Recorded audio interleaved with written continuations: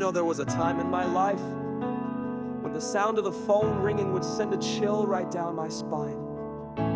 I'd see an unknown number pop up and my heart would pound. Debt collectors again. Every call felt like a reminder that I was walking through my own valley of the shadow of death. I was afraid, not just of losing things, but of losing myself. My dignity, my hope, my sense of control. But then I came across Psalm chapter 23, verse 4. Even though I walk through the darkest valley, I will fear no evil, for you are with me. Your rod and your staff, they comfort me.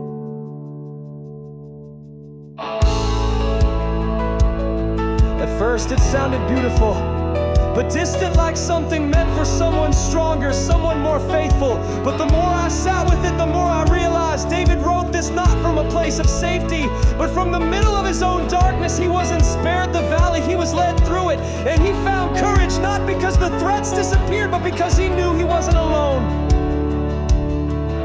I started to pray, not for the debt to vanish, but for the strength to face it. I asked God to walk with me, to give me wisdom and courage. And slowly I felt something shift. I wasn't just a frightened sheep waiting for the wolves to attack. I was being guided, protected, and comforted. God's rod and staff, his protection and guidance became real to me. I realized I could face the collectors, not as a victim, but as someone with dignity and hope. And you know what? The fear began to fade. I started answering those calls. I started negotiating on my terms with honesty and respect. I wasn't begging, I was standing. I was no longer alone in the valley. God was right there beside me, giving me the strength to speak, to ask for what was fair, to set boundaries.